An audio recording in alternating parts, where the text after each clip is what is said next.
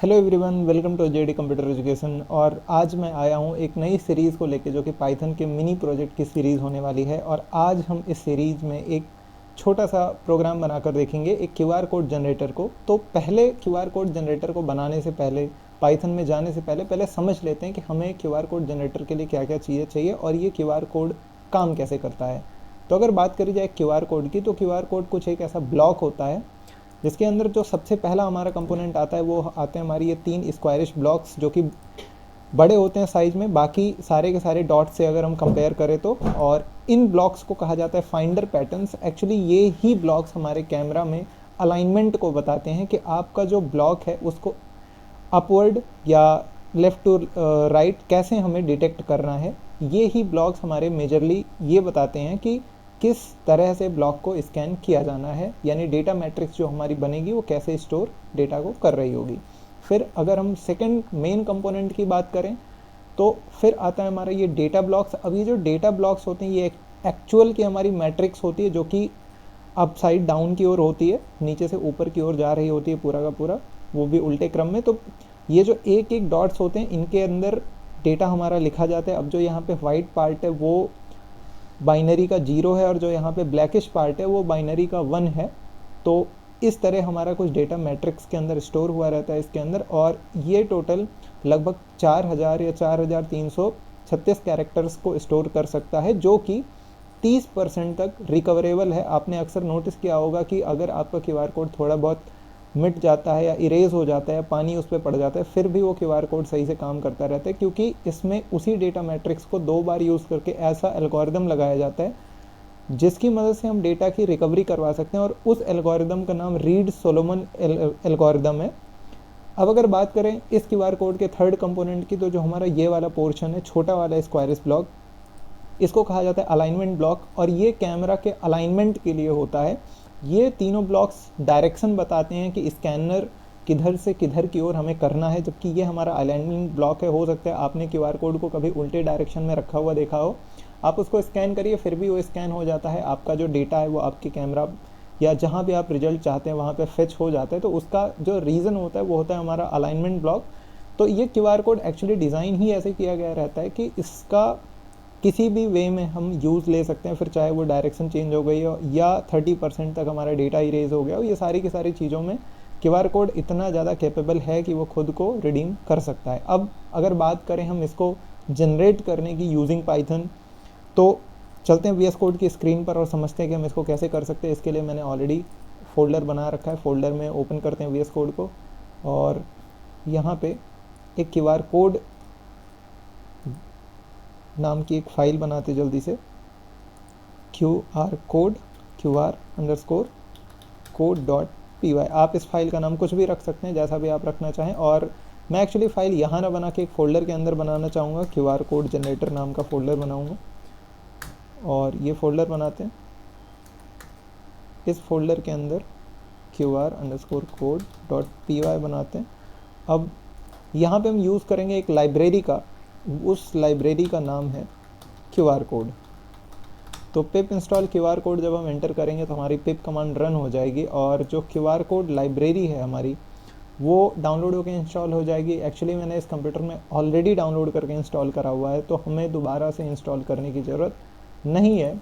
अब अगर हम आगे बढ़ें, आफ्टर डाउनलोडिंग दिस लाइब्रेरी, तो हमें करना है इस लाइब्रेरी को इंपोर्ट क्यूआर कोड।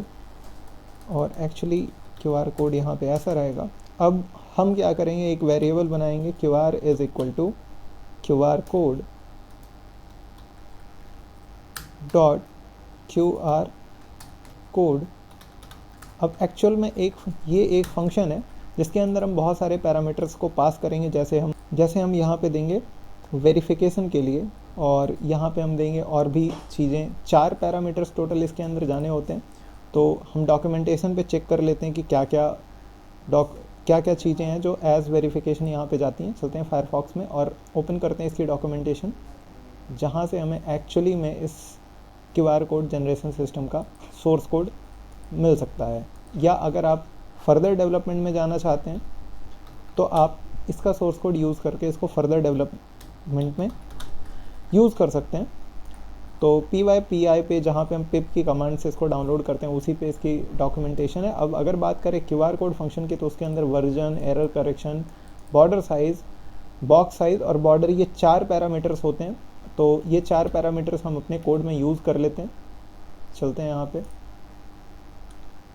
सबसे पहले हम देंगे वर्जन इसका, जो कि हमारा होगा 1, फिर एरर करेक्शन,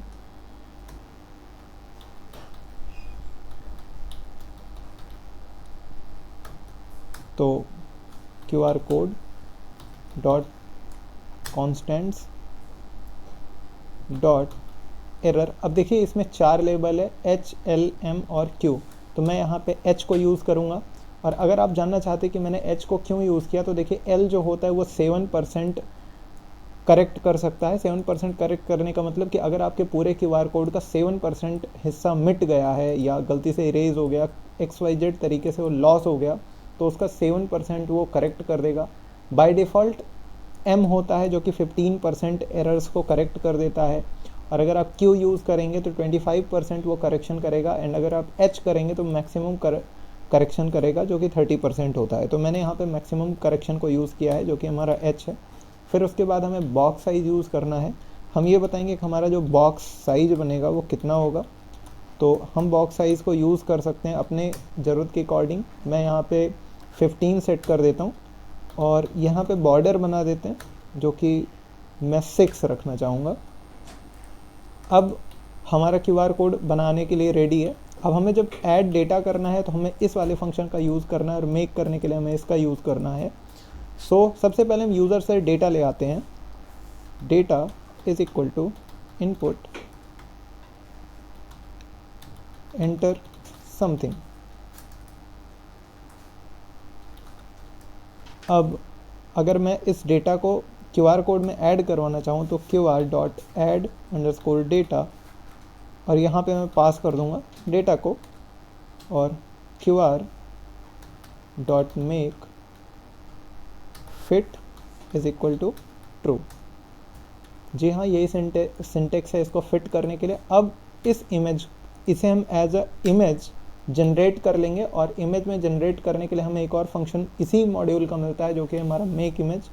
तो उसे भी कर लेते हैं। Image is equal to QR.make image make_image। और यहाँ पे जी हाँ, अब 2 पैरामीटर्स इसके हैं, फिल कलर और दूसरा है बैक कलर। तो बैक कलर दे देते हैं। अब ये जो फिल कलर है ये होता है हमारा QR कोड का कलर, और बैक कलर होता है हमारा बैकग्राउंड का कलर। तो फिल कलर मैं कर दूंगा रेड, और बैक कलर को मैं कर दूंगा यहाँ पे ब्लैक। अब इमेज को सेव कर लेते हैं। तो अगर मैं रन करूँ image.save, और अगर मैं इस प्रोग्राम को रन कर दूं, देखिए कहीं पे मैंने कॉमा आई गेस नहीं लगाया है। जी हाँ, यहाँ पे कॉमा लगा देते हैं और ये इशू हमारा सॉल्व हो गया। तो अगर मैं इस प्रोग्राम को रन करता हूँ तो हमारे सामने एक इनपुट फील्ड आएगी जिसमें हमसे पूछा जाएगा एंटर समथिंग। तो हम यहाँ पे एंटर कर देते हैं, hello I am making a QR। और इसने हमें एरर दे दिया, इसने कहा कि मिसिंग 1 और आर्ग्यूमेंट। तो सेव करने के लिए डॉक्यूमेंटेशन में देखते हैं सेव करने के लिए क्या है।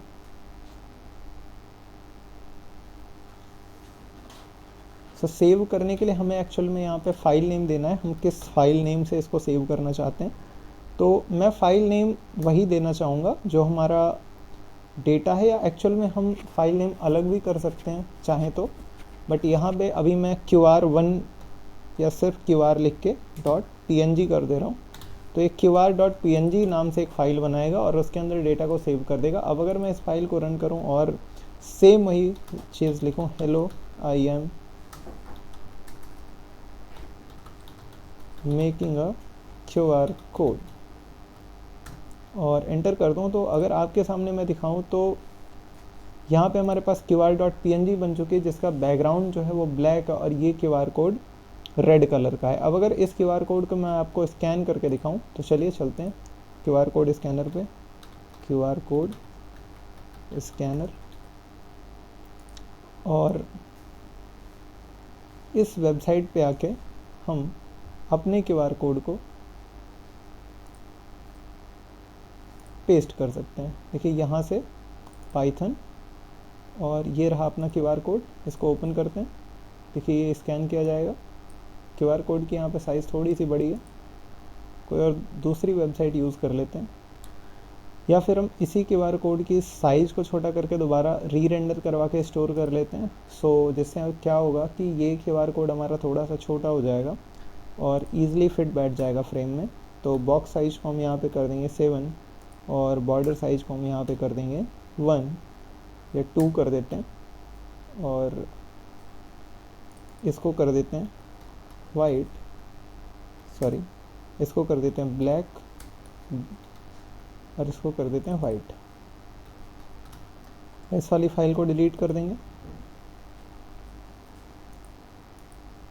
और जहाँ पे हमने इनपुट लिया है प्रोग्राम को थोड़ा सा ब्यूटीफाई कर देते हैं, रन करते हैं वापस से, और मैं लिख देता हूँ यहाँ पे रैंडम टेक्स्ट, एंटर किया और हमारे सामने QR.png बन के आ चुकी होगी। देखिए अब तक स्कैन नहीं हुआ, और फिर से डॉक्यूमेंट ले लेते हैं अपना QR, ओपन करते हैं इसको। देखिए हमारा रैंडम टेक्स्ट हमारे सामने तुरंत स्कैन होके आ चुका है। जैसे ही ये स्कैन होगा तुरंत हमारे सामने रैंडम टेक्स्ट आ जाएगा। मैं एक बार आपको फिर से ओपन करके दिखा देता हूँ। अगर मैं इसको ओपन करूँ तो देखिए रैंडम टेक्स्ट जो कि हमने वहाँ पे इनपुट किया था वो रैंडम टेक्स्ट हमें यहाँ QR कोड स्कैनर में दिखा रहा है। So that's all about this video. If you enjoyed this video, like on this, share with your friends and comment on this video. Thank you.